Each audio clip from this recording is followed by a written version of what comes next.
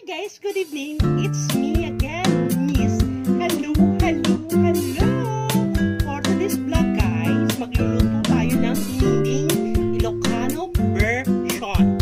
For today's vlog, magpapakulo tayo ng tubig. So habang hinihintay natin nagpapakulo ng tubig, i-introduce ko ang aking gulay. Wow, English! Hello! Ang gulay natin guys is, ang una natin is eto. Ano to? Ginger is luya. And then, guys, pag walang isda, pwede manok. Pero konti lang to guys, kasi panglahok lang to eh. Ito, konti lang to. Depende po yan guys, lagyan nyo hindi. Tapos, saluyot. Saluyot ng bonggang-bongga. Tapos, dahon ng kamote. And then, guys, panalo bagoong. Pangasinan na bagoong. Tapos, diba guys, malunggay. Oh, mamang, fresh na fresh. Granny leaf, diba? Habang nagpapakulo ko guys, hintayin ko kumulo yung tubig. Babalikan ko kayo after 3 minutes. Bye! Guys, kumukulo na. So, ang ilalagay natin is luya. Kumukulo na, diba? Luya. Tapos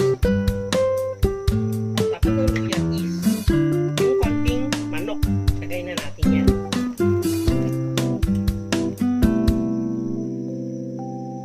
Tapos, guys, pwede na natin lagay yung bagoong.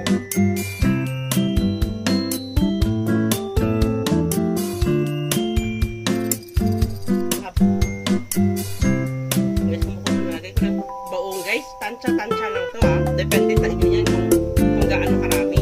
Pero ang tubig natin guys is 2.5 cup lang to. Kasi dalawa lang kami ng ng cameraman ko eh. Guys, tulad ng sinabi ko, tansya lang to. Tapos haluin ko guys. Tansya-tansya lang yan. Ang isusunod ko is kamote. Habang kumukulo na siya. Guys, mabilis lang po. Lagay ko ng kamatis. Kasi kumukulo na siya. Guys, mabilis lang to. Habang kumukulo na, diba? Nilagay natin ng kamote. Takpan na natin muna. Hintayin natin after a few minutes bago lagay yung the rest ng mga gulay. Bye! Guys, kumukulo na. Nakikita mo naman sa transparent natin kaldero. Hello. Kumukulo na siya guys. Lalagay na natin yung Diyos ko guys, saluyot. Daming saluyot nito guys. Diyos ko, ewan ko lang kung hindi ka mag-fresh from the universe, mamang. Diyos ko. Guys, mabilis na yung vlog natin na to. Ito guys, yung mga purong mga Ilocano. Grabe guys, paborito nila mga ganitong ulam, mga lutong gulay. Grabe, nakikita ko, ang gagaling nila guys. Diba? Diyos ko po, ang gagaling nila. Guys, halo-haloin ko lang guys. Tapos guys, lagyan ko ng konting asin. Guys, balikan ko kayo after 99 years. Huwag mo patayin yung camera.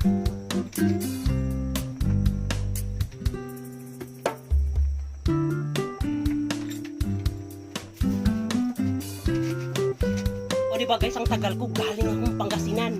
Galing ako sa Sual, Pangasinan. Kumuha ng asin. Lagyan natin ng guys, asin konti. Konti lang.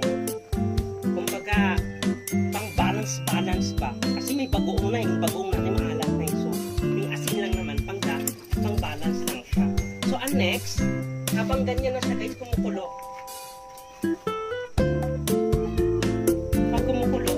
Ganyan lang muna natin, pakaluin lang natin yan. Habang kumukulo, takpan na natin, tapos balikan natin after 2 minutes. Saglit lang yan kasi gulay lang yan guys eh. Bye!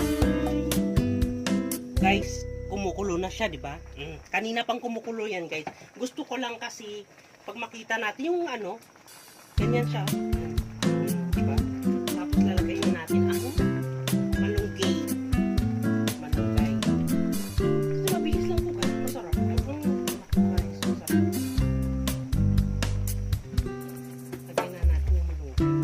Tubig to guys, huwag na ninyo tingnan yung kamay ko ha. Diyos ko naman. So,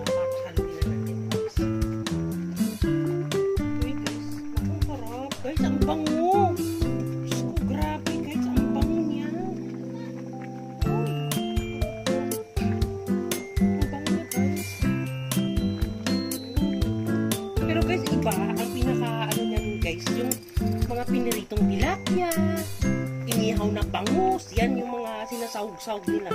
Yun ang pinapanahalo talaga. Grabe. Guys, habang ito, tikman ko, ha? Sarap. Guys, tapos, ganyan na salagyan na natin ng ano pa ang bago. Hello, Diyos ko. Magic sarap, baka naman. Ako nagluluto, ginagamit ko, Diyos ko. Paggalawin mo ang baso, magic sarap. Lagyan natin, guys. Tinansya ko lang, guys, kasi nga, bagong ito medyo maalat na siya. Tapos, tikman natin. Ang sarap. Grabe, guys, ang sarap. Sarap, guys.